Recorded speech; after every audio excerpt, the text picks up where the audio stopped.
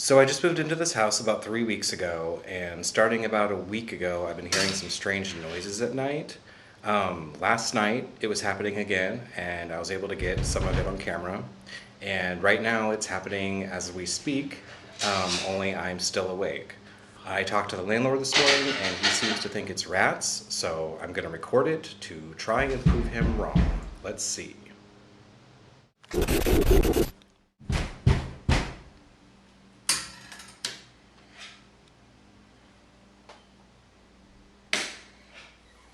I hope that's picking up on the camera, because it's really loud here.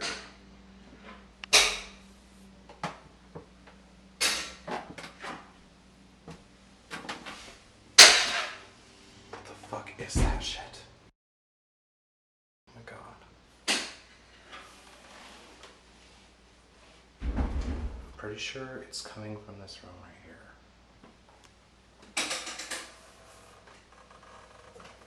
I'm gonna look inside and see what it is. Freaking out my cat. Sorry, kitty. I don't know what that is.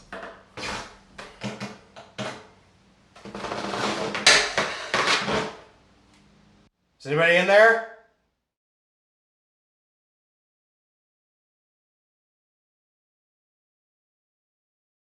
I think it stopped.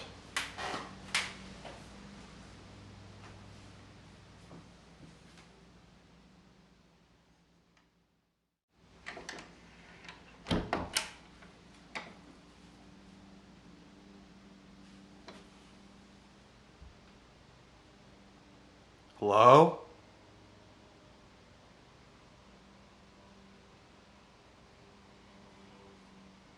Okay, what the fuck? There's like nothing in here.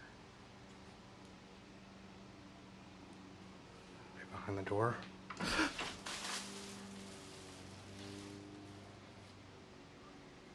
Okay, seriously, fucking creepy. What the fuck? Oh my god, what the fuck is that? Holy shit. It's totally a fucking UFO. Oh my god, what the fuck?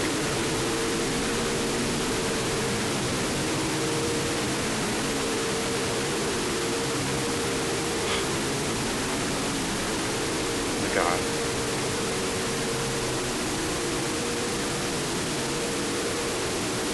Get the fuck out of here.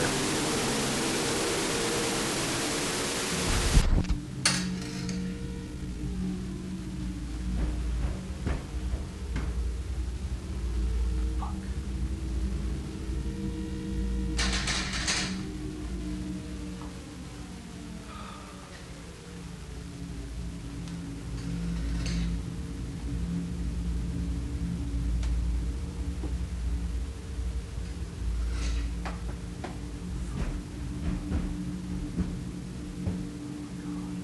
What's that?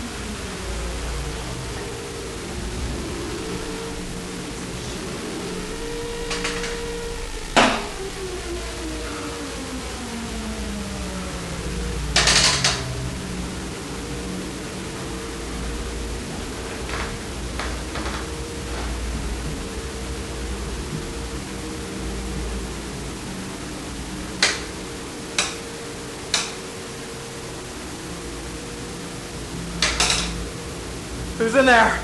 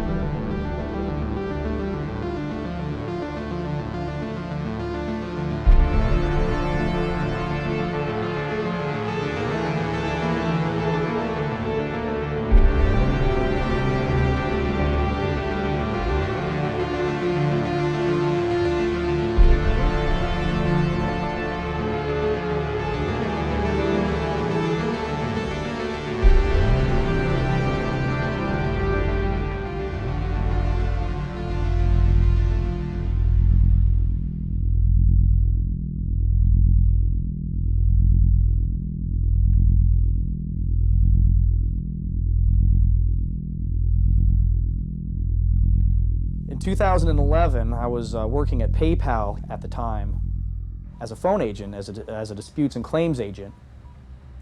And I was working the swing shift. It was from 3:30 until midnight. And at the time, I didn't have a vehicle. I had a bicycle. On this day, I had ridden my bike to work. I got off of work at midnight. This was August of 2011. I walked over to the bike rack and I was unchaining my bike. It was approximately 12:05 a.m. when I looked up at the sky and I saw what appeared to be a meteorite, a falling star. It's like, oh, hey, it's a shooting star. And I look up and it slows down and it stops. I'm staring at this thing, and then all of a sudden, within half a second, it grows to about the size of the moon, and it's about half luminous as Venus. Now, when it comes down, it might seem kind of weird to describe it to you, but it looked like it was trying to be the moon, but it was doing a really bad job. But it came down, and then it jumped over here above the PayPal building, and it bounced up and down in the air like a basketball 7 times. On the 7th time, it reared up, and then it flew over me towards Lincoln. And when it flew over me, while I was looking up at it, I could see structures on the underside of this thing. I could see, I thought they were towers or something. It's hard to describe. But then it faded away. It just faded away as it was going to Lincoln. At that point, pretty excited, I jump on my bike, I ride it home. 15 minutes later, I ride it, to my house in Millard, and then I call my brother, I called my ex-roommate, and then I called my friend Matt. Told them all about what I saw. The next morning, I was getting ready for work. It was actually a little bit afternoon. I believe it was 1 or 2 in the afternoon. My buddy Matt called me, and he was like, Joe, I was watching the news. He was like, there's this report on the news where dozens of people last night all called their local police departments because they saw something fall out of the sky and then fly over the state. And I was like, yeah, that must have been what I saw. I saw something. I don't know what it was, but something fell out of the sky and it flew over me.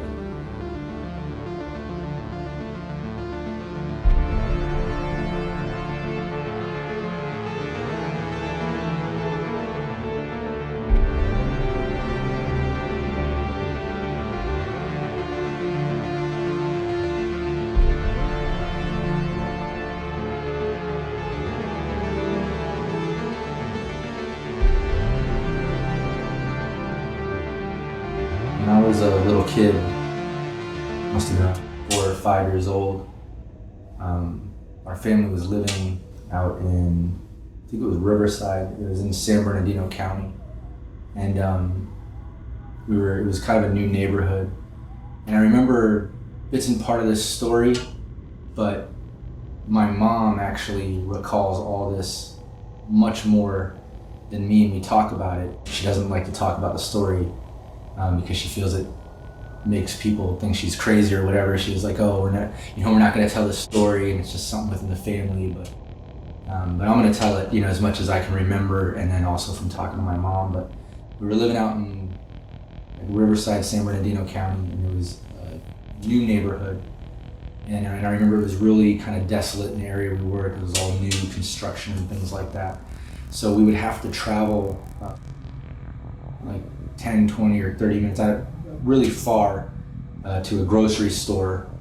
And I used to go with my mom. And I remember being a really long drive from this new neighborhood and development area to get to, civilization or whatever, to get to this grocery store. And in one of the trips, it was a real stormy night, and something out of a movie almost. But seriously, it was a stormy night, and I remember like my mom being worried because of the rain and the thunder and lightning and stuff, and the driving, just being nervous driving in the weather. And then like halfway to the grocery store, and it was like kind of like woods and like old trees and like desert kind of looking area or whatever. And but you could see the sky because it wasn't like thick woods or whatever. It was like dead trees. I remember that, and like very desert, desolate kind of. And in the sky we saw like a glowing white sort of orb or disc or just a glowing white ball, and it was coming like directly at us. And my mom was like, "Oh, what is that?" And I looked up and saw it too, and I was like, "What the hell is that?" In my mind I was thinking like, what is that? And my mom, I remember like kind of stopped the car and was looking at it, and it came right down to the car and it was glowing real white. And right at like the same time, like I felt it, and I know my mom felt it because we talked about this, my hair started standing up. And I remember looking at my mom, and she looked at me, and we both looked at like our arms. I knew she felt it too, and then we talked about it later. We talked about the story, and it was this, but it was like electricity or something, like our hair was standing up. And right at that moment, we like looked at each other. There was like a huge flash of light, and it was like coming from this like huge glowing ball in the sky above us. And it, you know, surrounded the whole car. It was just bright white. And it felt like a few seconds where it was just outside the window. I remember everything was white. I remember looking and then looking at my mom and then looking back, and then it was gone. And this white thing just zipped up into the sky like super fast and was gone. And we both like looked at each other, and it was just like this, oh my God sort of moment. And my mom just kept driving, you know, we went to the grocery store, we did that, and then on the way back, I remember my mom noticing what time it was when we were leaving the grocery store, heading back. And it was something like 2 hours or something later than what it should have been when we went. And I remember my mom talking about that the whole ride home to me. I mean, I'm a little kid, I don't, you know, remember all the details of that conversation or understand it, but I know she must have been panicking because she kept talking about it. And then by the time we got home, you know, my dad was like freaking out, and I remember them like almost fighting and arguing because he was wondering why we were gone so many hours when it should have just been like 1 hour or whatever to get there, get the groceries and get back. And that's kind of the eerie story or whatever. You know, we went all the way to this grocery store. Halfway there, that happened, and what felt like a few seconds somehow was like hours. And between seeing that orb and this experience, me and my mom both kind of agree that it had to be some type of UFO, something like that. But like I said, she doesn't tell anybody about it. I tell as much as I can remember, being as young as I was, and you know, knowing the story from my mom. But that was our encounter, our experience with a UFO. Now, before I get into this story, I should let you know that I'm not of the gullible type. And there has been a many dark freeway and highway that I have been down and have noticed a light in the sky in the corner of my eye. And I always rationalize that it could be an airplane, maybe it's a shooting star, who knows. But what I'm about to tell you, there was no other distractions. I was going outside onto my front porch to smoke a cigarette. This is about the time of 2015, 2016 in August, and it was a full moon. And it was so bright, and I just couldn't help but just look at it and just start smoking my cigarette. And all of a sudden I notice that there's something a little bit different, like on the edge of the moon, there's a reflection, and it shows this ginormous, like black orb. Almost like something out of Star Wars, honestly. And it's just completely circular, but at the same time it's like 3D and it has texture, and I don't even know how I could see it, because it blended in with the sky so well. But I really think it was because of the moon and the shine of the moon. It was like almost had like a shine on it, and that's why I was able to see it. And so I'm sitting there and just looking at it, and I don't know, like it made me nervous, and like I started looking away. I'm like, oh, it's just part of my imagination, maybe it's something wrong with my eyes. But every time I would look to that spot, it was still there. And then I really just started staring at it, and the strangest like feeling came over me. It was like calmness, and my mind went nowhere else in those minutes. And then my vision suddenly would just go black. And normally you would think that you would be totally freaked out by something like that. all of a sudden you've gone blind in a way. Like just suddenly my vision would go black. And then I'd just like close my eyes for a minute and like even rub them a little bit and then like open them. And then when I would look to where the moon was, it would still be there. But it was farther away. And this happened about 4 or 5 times. And each time it would be farther and farther away, to the point where I couldn't see it anymore. I don't know. I even called up one of my friends. He works at Bigelow Aerospace, and they build rocket ships there.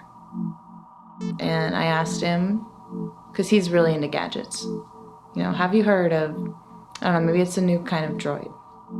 It's like a Star Wars droid. Like, have you ever heard of something like this? And could it be also that high up in the sky? Again, the only reason why I could even see it was because of the moon, and it looked farther away. And each time, like I said, when that blackness would happen, when I would regain my sight, it would still be there. It's really weird to talk about. It really is. Like, it would be farther and farther away, but it was still there.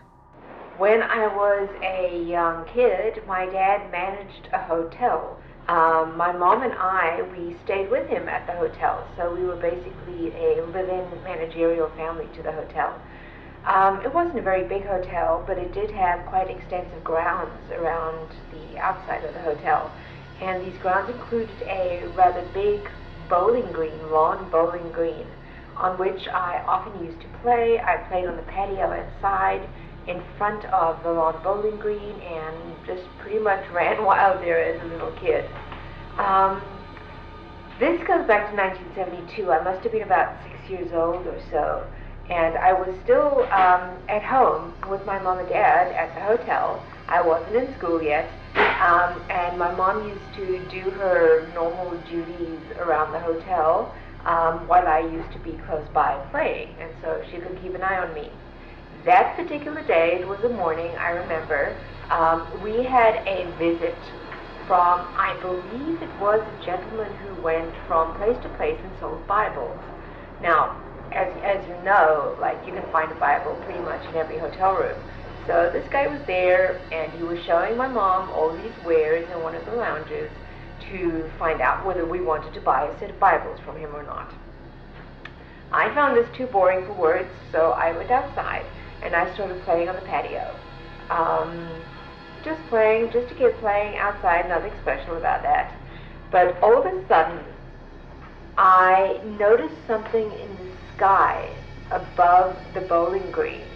It was this kidney bean shaped craft, is what I'm gonna call it.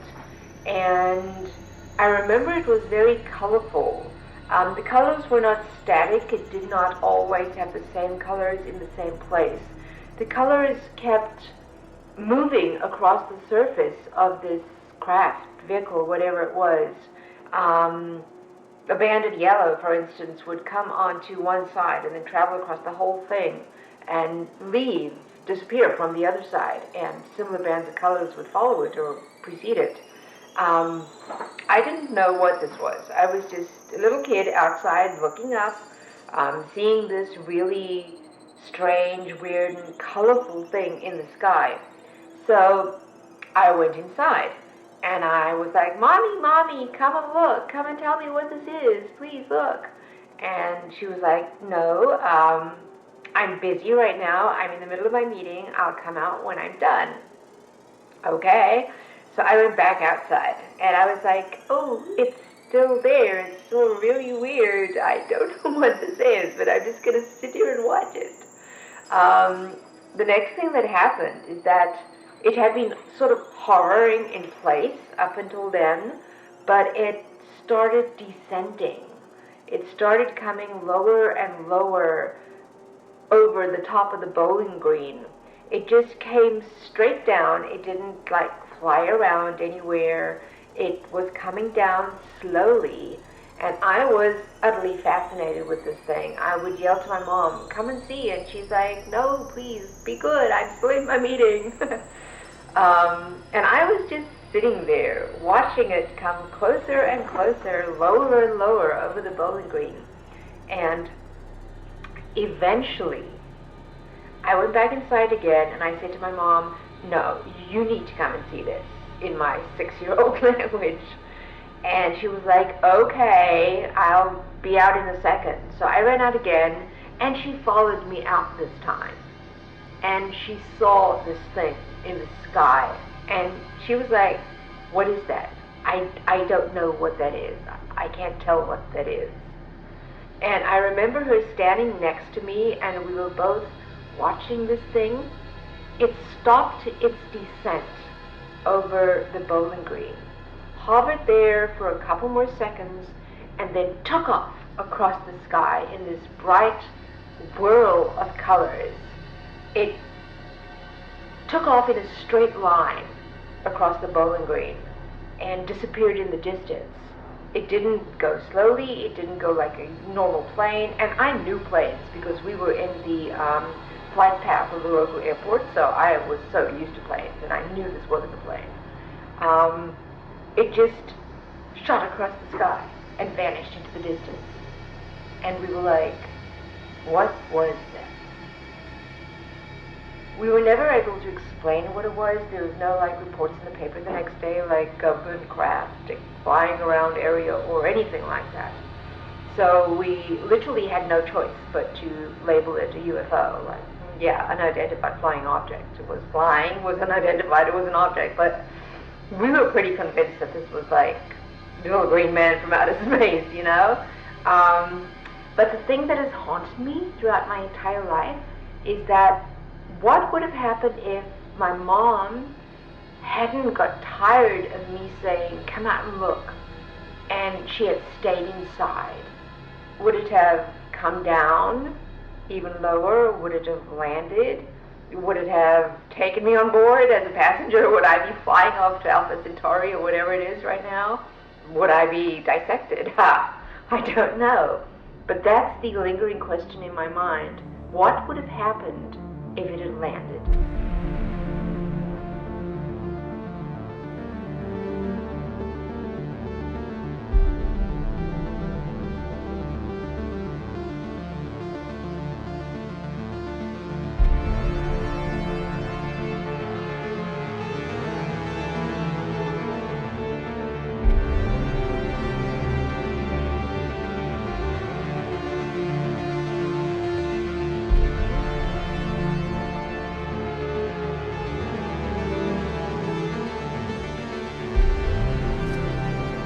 It was about 4 years ago or so, about this time of year, and I was playing some online games with a few friends of mine, and it was pretty late for me for the time. I was working construction, so I was getting up pretty early, 5:36 in the morning, and whenever I'd be up late, my up late was 9 or so, it was getting about that time, and most of my friends at this point had already gone off, and I was talking to just one of them at this point.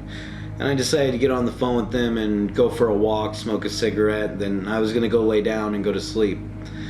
And I go ahead and walk outside my front door, and I light up my cigarette, and about the time I light up my cigarette, I see this yellow, just vivid yellow orb just moving through the sky, and it's an odd thing, and the first spot my brain goes is, oh, maybe that's a crop duster, or maybe that's some person's personal aircraft, you know, well, whatever, it's something, you know, explainable or what have you. And my friend, who happens to be an air traffic controller, I started explaining what I'm seeing to him while I'm smoking my cigarette, and they're telling me that it doesn't really sound like anything that they've ever seen or heard of before, and you know, they see hundreds of thousands of planes in a single month.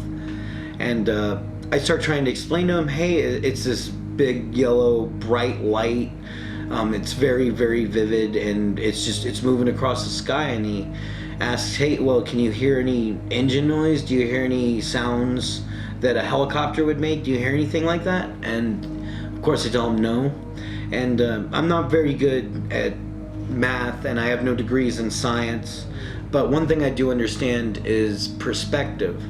And when you have an object moving behind things that are further away from you and then moving in front of things that are closer, usually that would make no sense because things don't move that quickly and erratically. They just don't.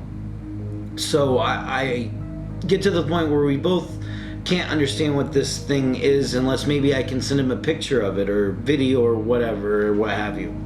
So I go ahead and I take out my camera on my phone and I'm trying to get a picture of this thing, and the moment I take out my camera and start trying to get a picture, this thing, which was moving across the horizon at least 5 to 8 miles away, just makes an immediate 90-degree turn and just moves directly towards where I am.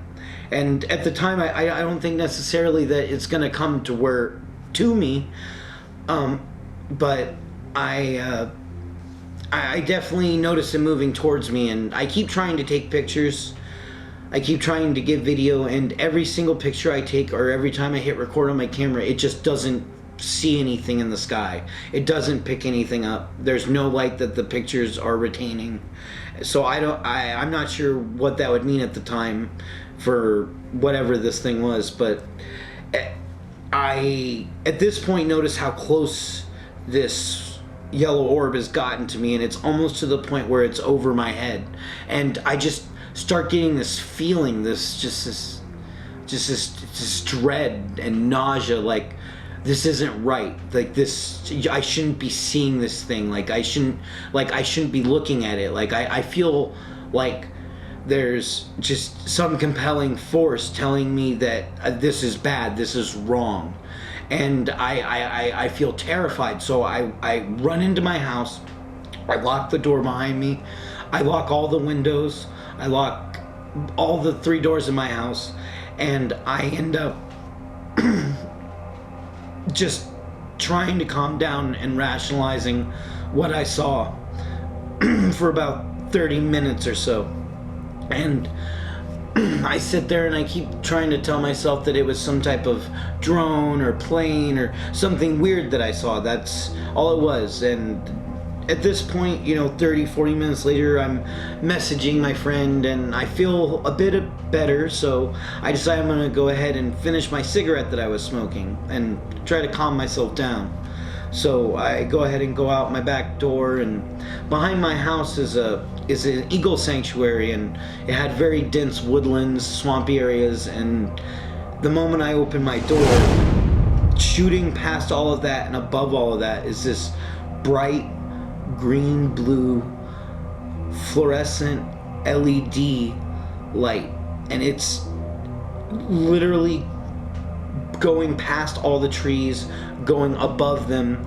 It's so bright, it's the only thing that I could possibly see back there aside from the trees themselves, and I have no clue what that is. I shut the door, I lock it, and I felt that same feeling, that same, like, something's wrong, like this isn't right, this isn't correct, like I shouldn't be seeing this, something is not correct with what's happening, and the only thing I can think to do whatsoever is just to go to sleep. That's the only thing my brain can think of. It's just I have to go to sleep. I just need to go to sleep and get to the morning, and that this will all be over with. And that's what I did. I laid down and just went to bed, and those are the only things that I remember from that night whatsoever. When I was 11 or 12 years old, my friend, really good childhood friend Aaron, and I were playing around in the neighborhood, in a small town in San Diego County. And we were kind of playing around in this like ditch kind of by the side of the road. And we decided to just kind of lay down and stare up at the stars. And for a while we sat there looking up at them, and I started to notice this. It looked like just one little star, one little white dot. It looked no different from any of the other stars. Just kind of slowly sliding across the sky. I thought it seemed kind of strange. I pointed out to my friend, and he saw it too. Noticed it at that point. We kind of watched it. I mean, it was only maybe a few 30, 45 seconds, and all of a sudden it just kind of shifted a different direction in like a completely different speed and just went off and just kind of disappeared. And so we kind of looked at each other and were like surprised by that. And so the next day, as my friend and I were playing a game, I kind of brought up what had happened the night before, and I kind of thought it might be something to do with aliens, things like that. He totally discounted that idea, and I haven't seen anything since. So every other week, my friends like to do this thing where we go to the beach. Well, we decided to go to Santa Monica. Well, this particular night, me and Andrew went because everyone else had to work, and we said, screw it, we have the night off. So we do what's normal, which is just walking around the pier, walking underneath the pier, and walking around the beach and sitting down and having a good time. Well, tonight we decided, you know what, since it's just the two of us, we'll just walk over to Venice real quick and hang out there, see what it's like. Pretty great, great view, cool little market area. Well, when we get back to Santa Monica, it's 4 a.m, and we realize that we have an early shift the next day. And we're just like, you know what, I'm not going to sleep. So we decided to call a cab. And mind you, this cab is kind of sketchy already. One, it's a Prius, so I'm already like, whoa. And then the guy doesn't really talk. He just looks at us and goes, Dustin? And I'm like, yes. And we get in the back seat. We try to talk to the guy. He really doesn't say anything. And it's just an all around weird vibe. Like, when the cab driver has a weird vibe. So we get into the pier, and we kind of had to break in a little bit because it was closed. We had no idea.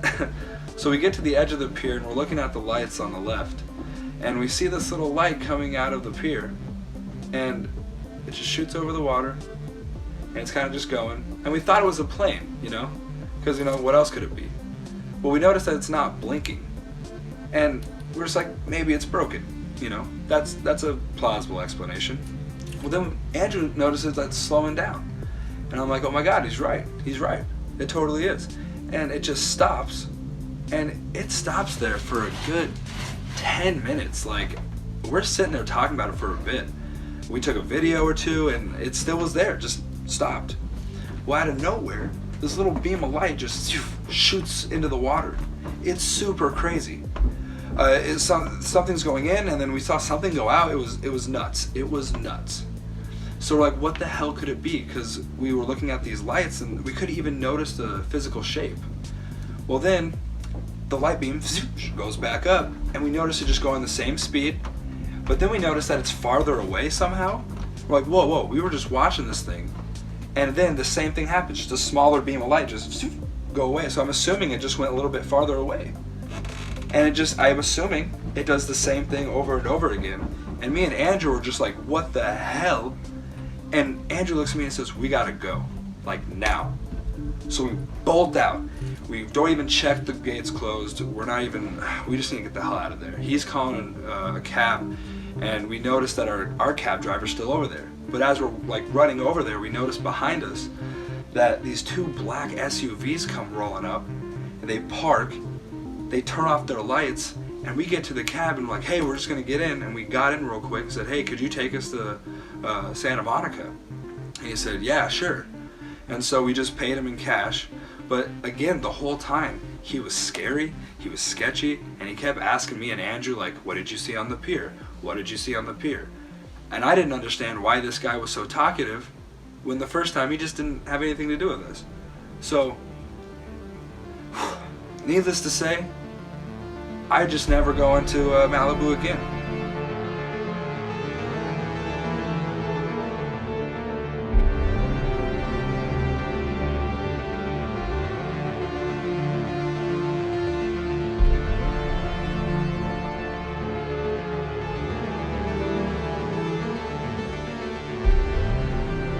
It happened about 3 years ago.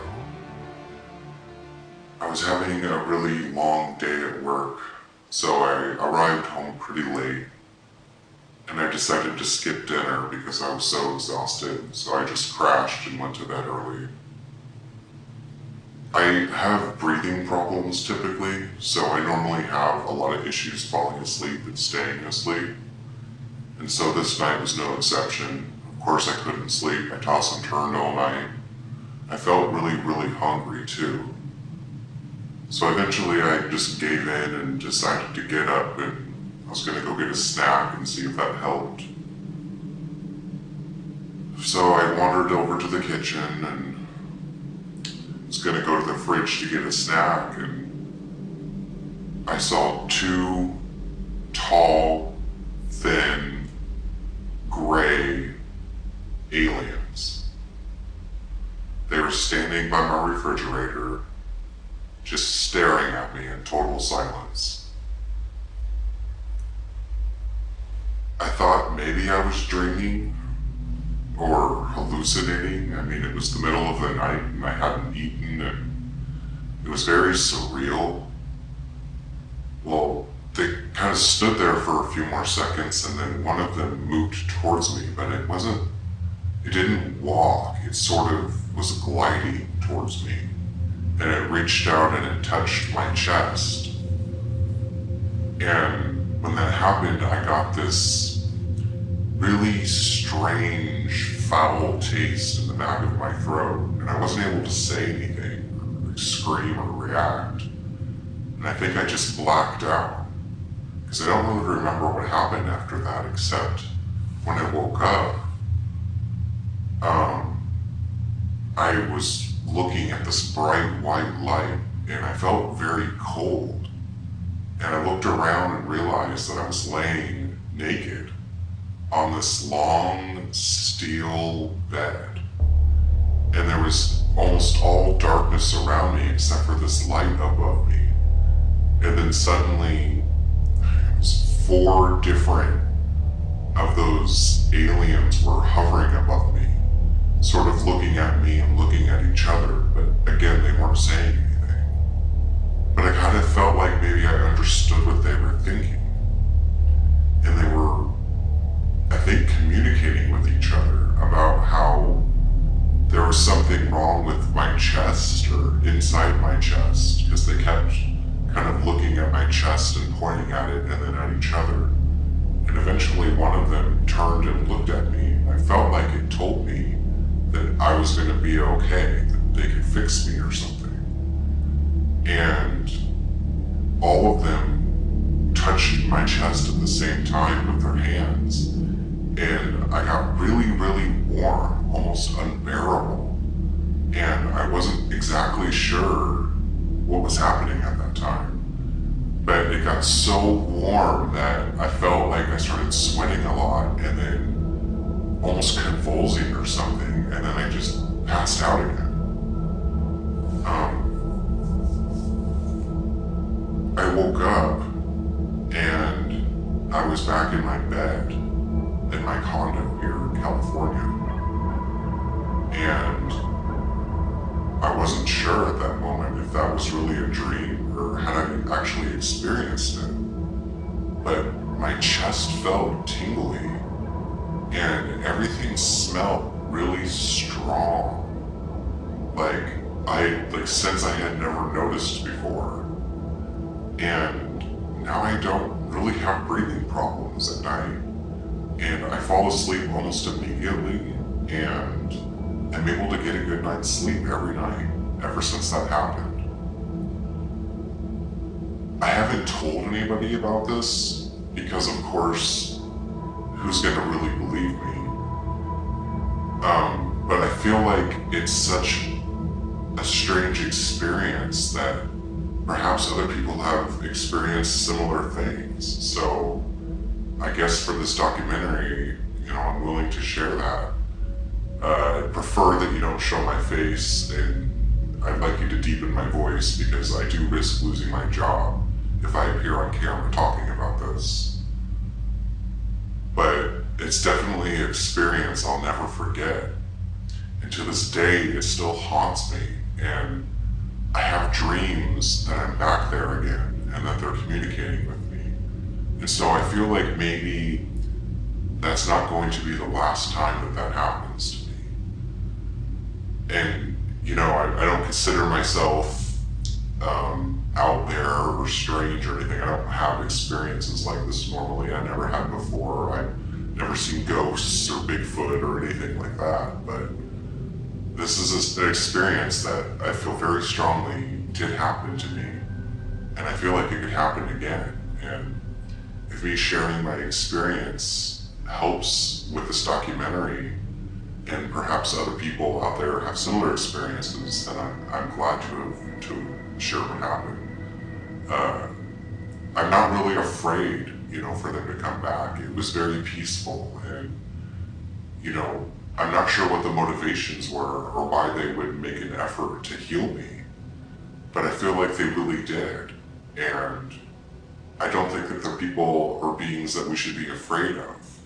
I think that if they were aliens, that they had good intentions, and I think that they'll be back. And next time when they come back, I'll be ready.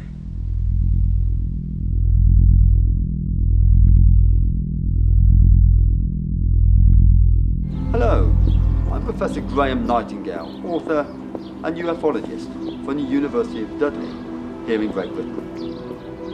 Over the years, I've been studying the phenomenon that is known as the UFO. I've seen many examples of films that get sent to me, and I dismiss as many as 97% as either fabricated or have a rational explanation. But every so often I get sent a film that goes beyond the rationale. The following film was found in the forest just outside Temecula in Southern California in 2015. The two men in the film are Kenneth Smith and Ronnie Jefferson, who were both living normal lives prior to the film you're about to see. What you are about to see has never been shown to the general public before, and has only recently been granted a release from the United States government.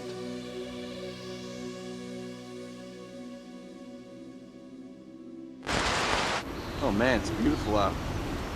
I'm so glad we're camping out here. Yeah, it's about 2 miles down to where this spot is right now. Man, you're gonna love it down there. I just really need to get away for a while, dude. Oh God, tell me about it. My work has been insane this last week, man. Literally every day that I go into work, it's like, am I gonna quit today or am I gonna get fired? I just need this so bad. Some days you just want to walk away from it all. Oh God, yeah. God, yeah. Every single day. Right. Oh man, I think I just saw a raccoon. Really? Yeah. Where? Some little fucker right over there. Oh yeah. Yeah. Oh, I bet. You know what? She'll leave a trail of food in the campground. I don't want to attract bears or nothing though. Oh, come on. Live a little bit. There's all kinds of weird things out here. Well, probably mountain lions and shit. Yeah, but you don't see them very often. It's just bears that are cute and cuddly, right? When they're small, maybe. Well, Watch out for the mama bear. Yeah, man, it'll be I don't mind fine. nature, but I'm not leaving it a trail to come bite my ass. Oh, come on.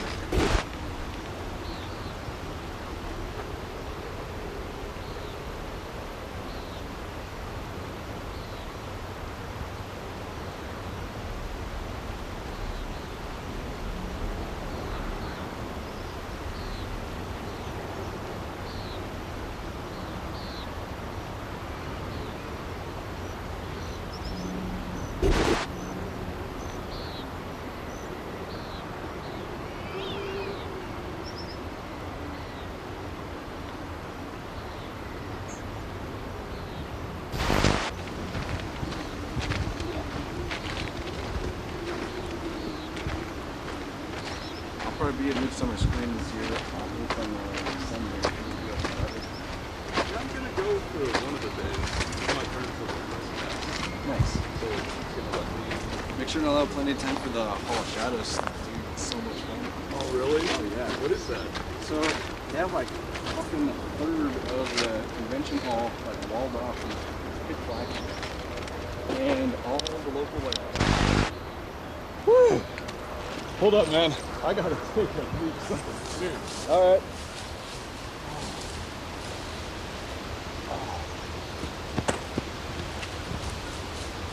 Oh, the hell! I pissed all over myself. All right. We're getting closer. Nice. It's gonna be just right around the corner here. Oh, man. I still got pee all over myself. Bastard. Watch out for that poison oak, bro.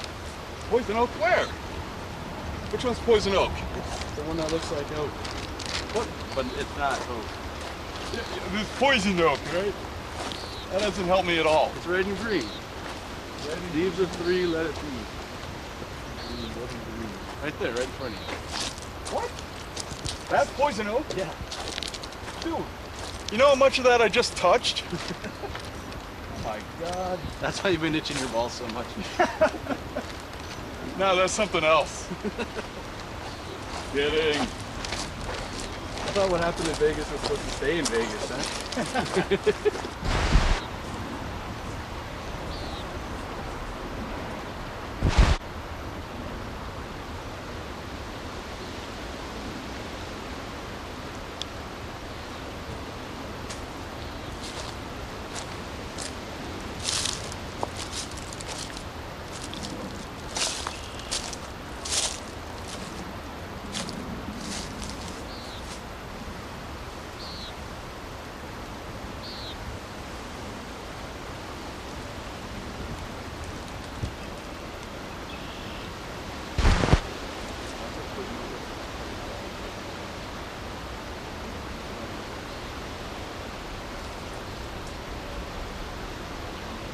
Little sticks like sticking up out of the ground, so you kind of get an eye for it after a while. And you just see like all these little vertical sticks like this, and you know like, oh, yeah, that's, you don't want to touch that. Shit.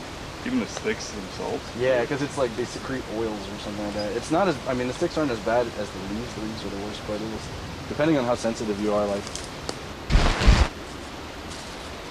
That damn Sasquatch. Oh, God. We made it. We did, finally. You gotta film everything, huh? Yep. That's what I gotta do, man. Gotta keep a record of everything, right? Haven't you ever seen the Blair Witch Project? Oh, God, dude. I saw that. What year did that come out? It must have been like, was that 98 or something like that? Yeah, somewhere in that area. I remember seeing that in the theater. I enjoyed it.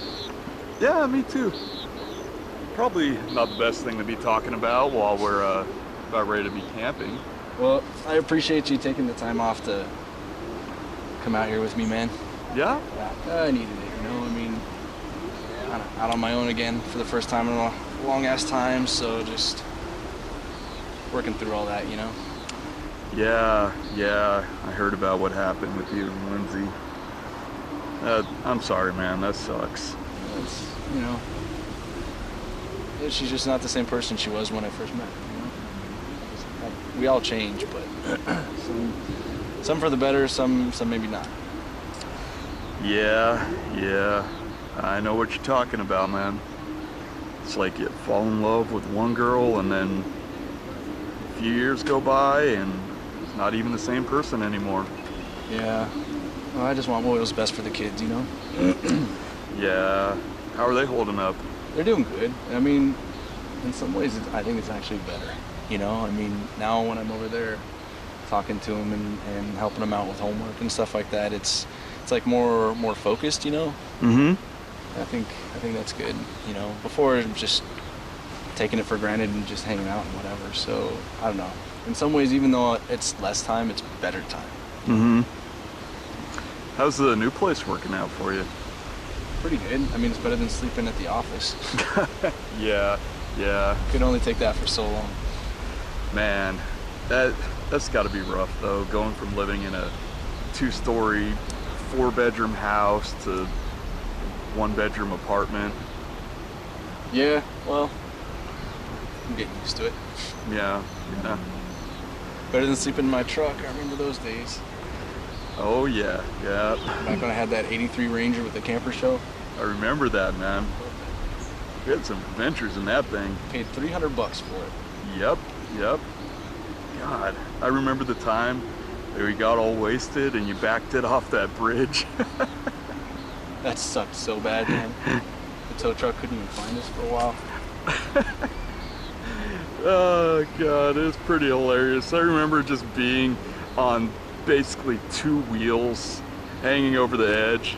You remember what I did, right? I just like grabbed the beer out of the back and I said, all right, the hell with this, and I started walking. That was so you.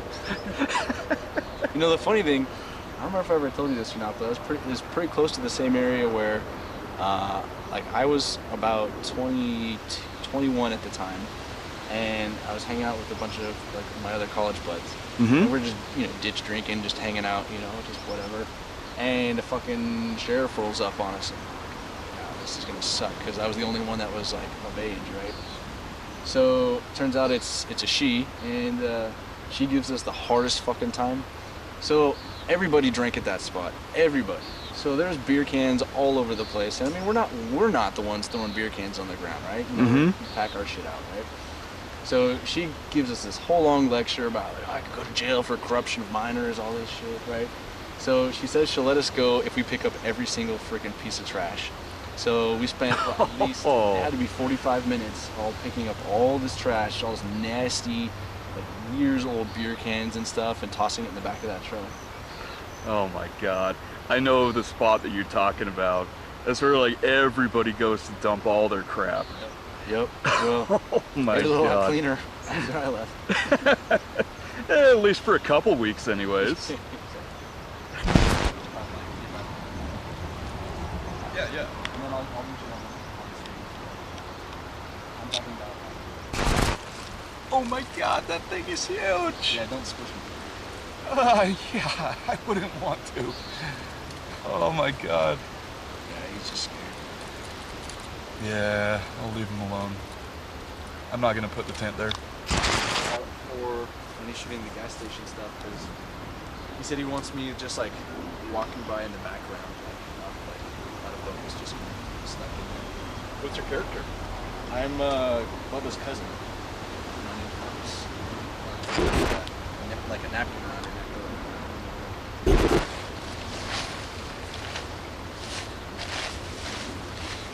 Dude, how long is this gonna take? It takes time. Be patient. I know what I'm doing. What's this thing? When was the last time you set up the tent? Hey, quiet. Like I said, dude,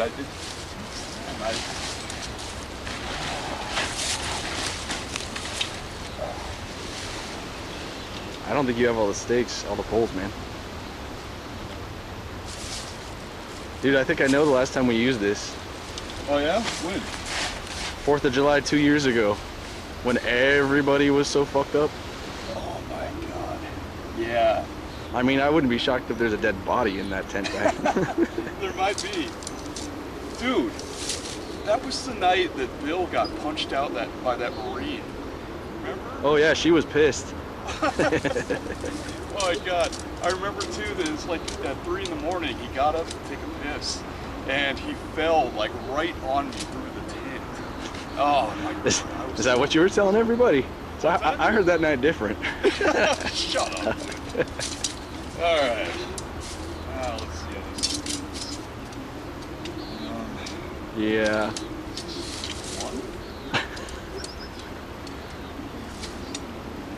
I think they do like whole shows with this kind of thing in Japan. What are you talking about? I don't know, but it's not tent making.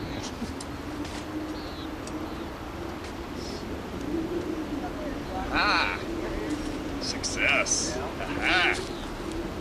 See, I know what I'm doing. Mm-hmm. Could have fooled me.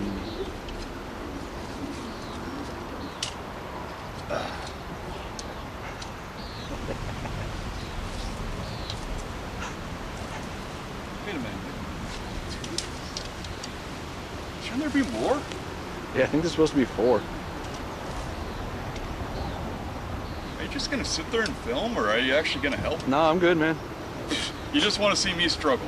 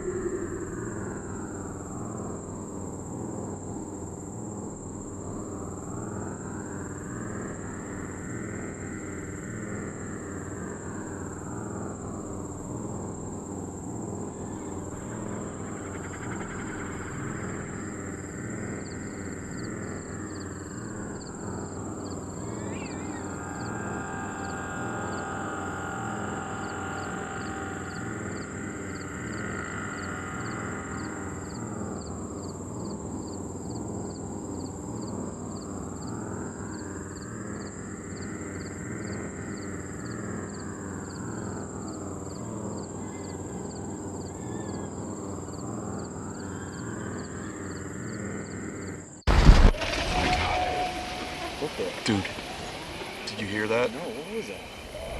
It sounded big. No, I heard it too. That's not a deer, man. Deer don't move like that. God. What's that? Don't go out there, man.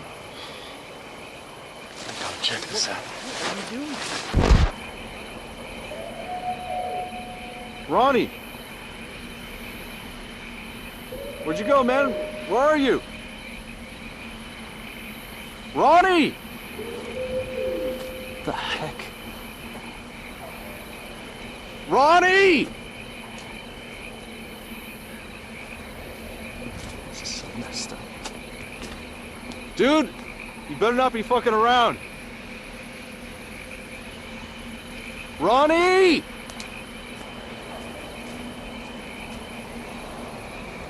Where did you go, man?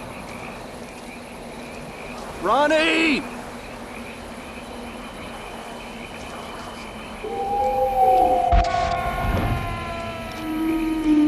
Where are you, Ronnie? Oh, man. Ronnie!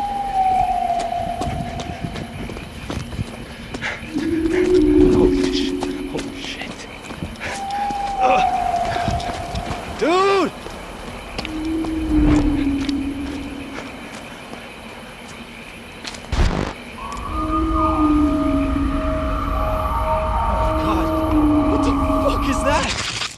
Oh my God!